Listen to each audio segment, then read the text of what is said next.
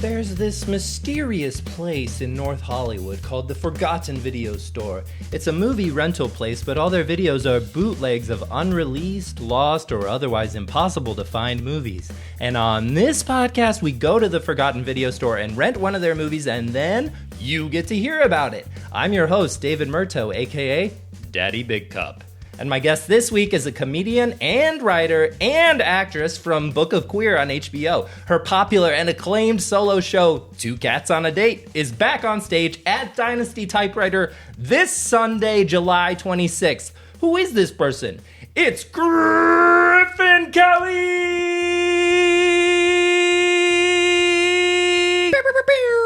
Hi, I'm Griffin Kelly. Thanks for going to the video store with me, Griffin. Thanks for having me, Daddy Big Cup. You picked out an interesting movie this time. Mm-hmm. It was called Figure Kate. Yeah. Stylized K8. Yep. Figure Kate was one of my favorite movies growing up, actually. Was it? I wasn't familiar with this one. It's from 2003. Mm-hmm. I would have been in high school, so maybe I was a little old for it. Okay, yeah. See, I was 8 myself. Yeah, Figure Kate, so was I. And it's a Disney Channel original movie. But it's one of the few Disney Channel original movies that had a theatrical release. Now I know the third High School Musical. Yeah, senior year. Right. That one, it was because, the first two were like a cultural phenomenon. Mm-hmm. This one, it was like, they finished the movie and they're like, we really got something. Yeah. And unfortunately, I think this movie might have been the reason that they didn't release more Disney Channel original movies in theaters. Stars a young actress named Christy Carlson Romano. What's she from? You might remember her as the sister Wren in Even Stevens, or as the voice of Kim Possible. Oh, cool. Mm-hmm. Yeah, we learn, is a figure skater. Hey, that's like the title, Figure Kate. Exactly. That's like a play on words. Mm-hmm. And she's Kate. Yeah, and she's great at figure skating. Uh-huh. Her mom is like a stage mom type figure who's like, you mentioned Allison Janney and I, Tonya, right? She's this is sort of the original I, Tonya's mom. Yeah, and she's played by Michelle Oleander. In what I consider to be a star turn. I know that she's got a lot of controversy around her. Yeah, you don't see her much anymore. No. She was just awful to Kate in this movie. Mm-hmm. In a way that really gave you something to root against. Her skating coach is played by Donnie Affleck, who, of course, is the younger brother to Ben and Casey Affleck. Yeah, Donnie Affleck has kind of cast a pall over this movie. Right. Which I think is part of the reason that it was maybe not so well received. Mm-hmm. And we'll get into that. Should we talk about the movie a little bit? Then we'll talk about the behind the scenes drama. Yeah, absolutely. Because that's kind of how you would have experienced it as a kid, right? That's true. You see true. the movie, you enjoy it, and it's not until later that you learn kind of the dark history behind it. Exactly. So we meet Christy Carlson Romano, and she's a skating prodigy. Yeah, she's a skating prodigy in small town Pennsylvania. Mm-hmm. She is kind of the show pony of her family. She's the primary breadwinner because she's so good at figure skating. She's winning these competitions, and that is what is keeping her family afloat, which is a lot of pressure to put on a 7th grader. She's and Michelle Oleander is a single mother, but Donnie Affleck becomes sort of a father figure to her, right? Yeah.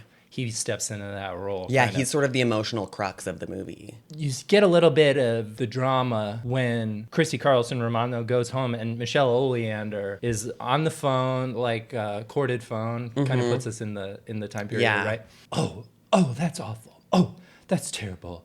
It hangs up the phone and everything. Mm-hmm. And we learn that one of Christy Carlson Romano's friends got an A on the math test. Mm-hmm. And Michelle Oleander, she's kind of old-fashioned in the sense that she thinks girls should not be good at math. Yeah, it's not feminine. And so she tells Christy Carlson Romano, I'm so glad you're a skater and not a math whiz. Mm-hmm. Because if you were a math whiz, you'd be out on the street that. I remember as a kid being so heartbroken by that. Mm-hmm. As an adult, I'm like, Disney, is this a made-up problem? Oh, is that not real? I don't think it's real. I mean, maybe not to the degree of if you're good at math, you're out of this house. But it's really interesting how Disney will fabricate problems that might not exist in the real world, I wouldn't know because I was never a teenage girl. But it's cutthroat out there. Right. She goes back to her room and she's got, what are they called? Tiger Beat magazines? and she like opens them up, but inside there's like a bunch of scrap paper with equations and shit. Yeah. So that's when we learned, oh, she's secretly a math genius. Yeah. Well, and it's some really fun visual storytelling because all of the like articles and the images in the magazine are girls like putting on this kind of dumb persona. Like, I don't know anything. I'm just a girl. Girls don't have to think all this stuff that feels pretty on the nose, but is, as a child, very visually striking to open that to all of these complex equations. Then the next day at school, they get the tests, like the math test handed back, and she flips it over, and it's like 100%. And then she like gets out like a pen and like makes it like 10.0%, so like her mom won't be mad at her. Yeah. But then we meet a new character, and it's played by Kirstie Alley from Cheers. She was in another Disney Channel movie, The Tooth Fairy. Toothless, I think it was called. Toothless? I don't know that one. It's where she dies, and then her life was so bad that she has to like be the Tooth Fairy now and like fix the things that were wrong. Yeah. Did that happen to her for real when she died, do you think? Yeah, because she was a pretty bad person. Yeah, I think that is probably exactly what happened. Did you know she played a Vulcan in some of the Star Trek movies? Did she? Yeah, isn't that weird? Yeah, she's got such a great voice. She had, sorry, R.I.P. Yeah. Peace.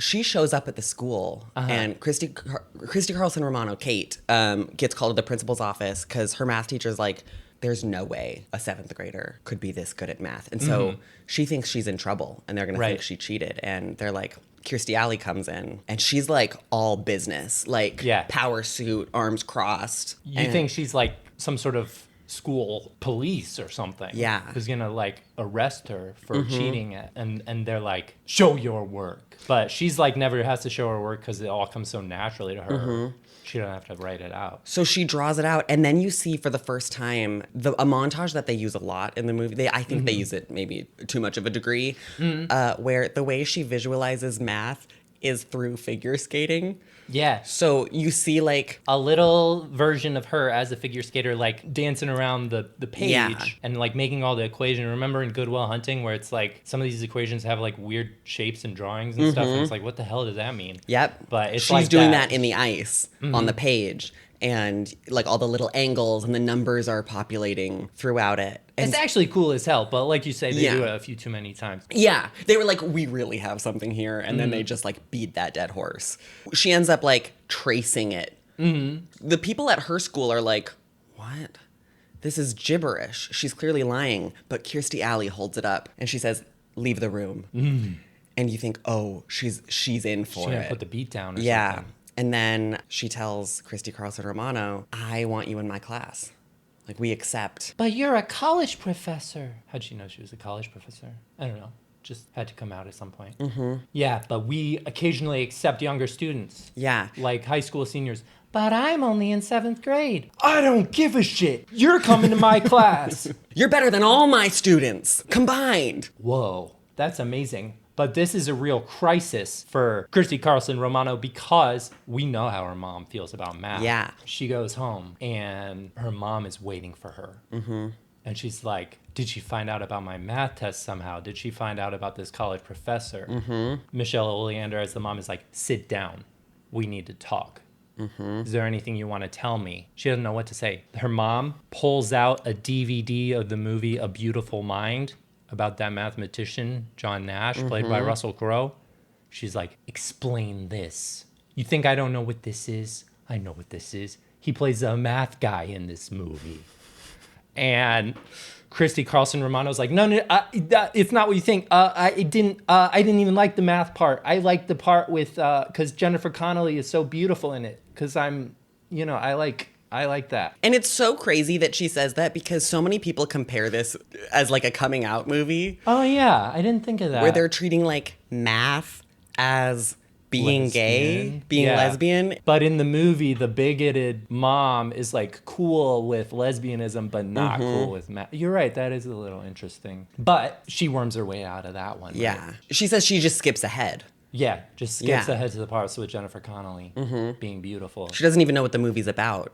She never saw the part where he's like drawing on glass with the marker and stuff. But then it's time to go to this skating competition, but it intersects with the math course, right? Fortunately, they're only a short distance apart, and she meets a funny cab driver who was willing to like wait and like drive her back and forth, right? Was that cab driver Chris Kattan? Oh yeah, from SNL. Yeah. At the height of his powers. Yeah. But he was like under some prosthetics, so he looks like big, Yeah, and he he's doesn't got the look big like him at all. mustache and stuff, but you can get it from his voice occasionally. And It's so funny. he's like, "Oh, I take you to the ice." He's a weird. I don't know what kind of accent he was doing, but it was interesting. Yeah, it was definitely interesting. I take you to the ice. I take you to the ice. And he drives her real quick to the ice, and she pops out and does some spins and stuff, and everyone's like, "That was awesome!" And they hold up the cards. She's and like, I gotta go to the bathroom. And she runs back to the cab. And it's like multiple rounds of qualifiers for this competition. Right, yeah. And multiple like equations and shit at the math class. And she goes in and she like answers one of the really hard questions, and it's like, actually the square root is 8.75 or whatever.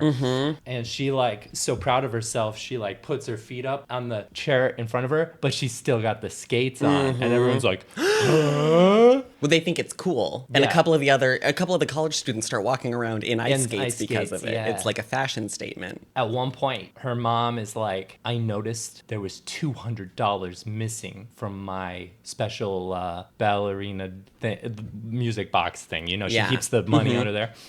There's $200 missing. Do you want to explain yourself? She panics because she can't tell her mom the truth, obviously. So she Brought a says, TI-89 graphing calculator. One of the most extreme math whiz tools. yeah. Well, and when the mom asks her, there's kind of like a really jarring zoom into her backpack that's open at a little angle, and you can see the calculator poking out. Yeah. And she starts sweating. She's thinking and she's thinking. And then she blurts out, I spent it on tickets to an Indigo Girls concert. And so her mom's like, oh, just normal lesbian stuff. No problem. And they actually got the Indigo Girls. I thought that was cool. Yeah. Disney cuts a check, man. They can get anyone. They really can. Well, and the Indigo Girls are like do backing vocals on the song Christy Carlson Romano sings for the movie. Yeah, you're referring to, of course, Ice's Math parentheses Zamboni Through My Heart, which is, the original song that they were pushing for an Oscar nomination. Oh, they were for. pushing so hard. It was like really devastating. I They wasn't aware of that. They nailed out the For Your Consideration CDs and everything. So. And like as someone who wasn't even aware of Oscar campaigns, because I was like 8 years old. Yeah. Even I knew that it was a big deal that they did not get the nom. You want to know who won that year?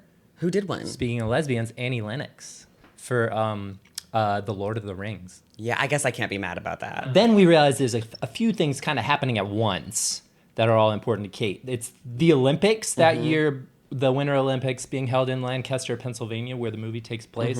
I don't remember that happening in real life, but it's just, part of the movie. It works when you're a kid. Yeah. So the Olympics, and she's in the finals for figure skating, solo figure skating. Yeah, she could take the gold. Ice dancing? I don't know what it's called. She could take the gold. But it's happening at the same time as the college math final. Yeah, the final exam. And special guest lecturer, the real John Nash, is there. But Her hero. Yeah, her hero. He's the guy from A Beautiful Mind. And it's not the real... In the movie, it's not the real him. He might have been dead. I don't know. And it's also not Russell Crowe, but it's like a Russell Crowe like lookalike. Right? And he does look like him. Yeah. And it's cool. And he's like guest grading the final exam. So he's going to be there. And so if she impresses John Nash, she could have like a real career doing what she loves more than anything. Yeah, which they never specify what that is, just math. It's right? capital M math. Right. Is what she could do. Possibilities endless. She could be finding angles. She could be doing equations. Yep. Who knows? Yeah. This is her dream. She could be writing on the biggest whiteboard in the world. Kirstie Alley, as the math professor, like sends home a letter. Michelle Oleander, as the mom who's like wants her daughter to win the gold medal, is like, this says you're in a math class and you're like a math whiz or something. And she's like, it's not true. It's not true. It's spam. It's spam mail. Yeah, and the mom like pulls out a gun and is like, I'm gonna go to that math final. And if I see you there, I'm going to shoot myself in the head. It was so dark. Yeah, but some people are just like so against math that that's what they'll do. But then what happens is... Our boy Danny Affleck steps in to save the day. And he says, basically, Kate, I want you to look inside because you know what you have to do. Mm-hmm. And you're like, oh, is she going to give up the gold? Is she going to let her mom kill herself? Mm-hmm. Gets to the day of the test/Olympics. On her desk is a little note. John Nash goes over and is like, what's this? It's directions to the place where the ice skating finals are happening. Mm-hmm. And John Nash goes outside. Who pulls up in their cab? Chris Kattan again. Yep. Let me guess, you're going to the ice.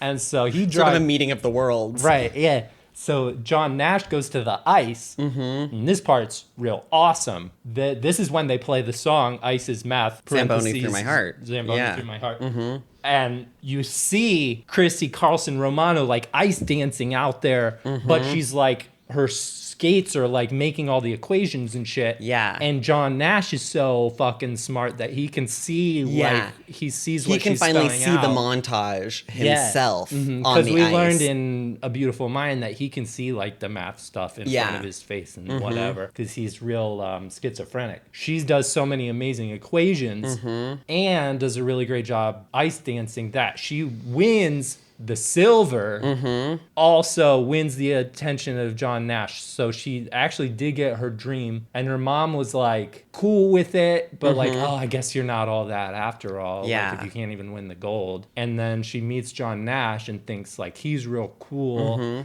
They fall in love. And so John Nash becomes her dad/math mentor. Yeah. She doesn't have to skate anymore because like figure Kate, we thought it meant like she's figure skate. Yeah. But it's really more like figure eight because she draws eights in her math equations and shit. You see that she keeps up her friendship with Danny Affleck. Yeah. Who, you know, the emotional core of the movie, as we've said. In like montages, you see her teaching him math, which is really sweet. Yeah, because he never even knew his numbers, 1 through 10. No, that was a big thing. It's not that he was illiterate, but he was innumerate. Yeah, because Which remember is a term I'd never heard before or again. And the way they portrayed this in the movie is real interesting because like at one of the competitions, all the judges hold up 10s. Yeah. Affleck's like puts his hand to his head, like, oh shit, I'm so sorry. And she's like, no, those are 10s. That mean it's good. And he's like, those are whats? What is this? So anyway, he has to learn math and everything. Yeah, and it's really sweet. Yeah. It's, really touching. We referred earlier to some sort of behind-the-scenes drama around this movie. So... And it has to do with the third Affleck brother. Yes, it does. And all of this information about Danny Affleck came out between finishing shooting the movie and the theatrical release. Right. So by the time it hit theaters... It was too late. Remember All the Money in the World when Kevin Spacey was in it and then we found out he molested children and then they went back and like put in Chris Plummer? Yeah. Like if they had the foresight to put in Chris Plummer, they would have done that. They didn't have like neither the technology nor the budget. Chris Plummer was also in A Beautiful Mind. Oh my gosh. But anyway, is his name Danny Affleck? Yeah. Here's what Danny Affleck did, and this is heavy stuff. Yeah. Trigger warning. He kidnapped an entire family of 4 who were on vacation at Disney World Orlando and locked them in essentially this basement fortress that he had custom built for this purpose. And if you've heard the term the Sims defense, this is actually the origin of that phrase. Because his defense when the court case came up was that he had become addicted to the video game The Sims and wanted to take it to the next logical step, which was to control a real life family. Yeah, Sims-induced psychosis. And as someone who played a lot of The Sims, like did it happen to you? No, no. I get it though. I get like I certainly at times wished I could control the people in my life, like The Sims. Fortunately, they did find the family that was under Danny Affleck's house. They released them, but one of the children was so young that he actually only learned Simlish and still only speaks Simlish. Yeah. And that's only one of the scandals. The other interesting scandal about this involves Michelle Oleander. Yeah. This movie came out in 2003. Her career really took off after 9/11 because she was one of the first man on the streets interviews like, when I was there on 9/11, Yeah. I saw some horrible things. Her 9/11 story, she wrote a book. She made so many TV appearances, just this like harrowing, heartbreaking tale of escaping the towers. She put together a foundation for survivors and their loved ones. And then 2006 rolls around, the documentary comes out, Michelle Oleander, A Tower of Lies. And She had made it up. Well, actually, the way she explains it, she says it was kind of just a big misunderstanding. She says when I was there on 9/11, she was actually referring to her apartment on Long Island. And so like seeing these things, she was referring to like seeing it on TV, which most of us saw. Yeah, her apartment building was called Coral Towers. And so when she, I was she up there only in the referred to the towers, towers. Right, Yeah. I can't believe what it did to the towers. Made everyone in her towers really bummed out, but people assumed she meant the World Trade Center towers. Yeah. So that sucks. And her career kind of went away after Oh, that. yeah, absolutely. She, I think she tried to make a few like trashy reality TV appearances, and even that world would not have her. I think she had a cameo on Fashion Police or something, and they got a lot of flack for that. She was just kind of a ratings nightmare. It's not good to make light of 9/11. No. Or lie about 9/11. Like, Oh, and that was the other thing is that she said, like, actually, I wasn't the one lying. Your government was the one lying. Yeah.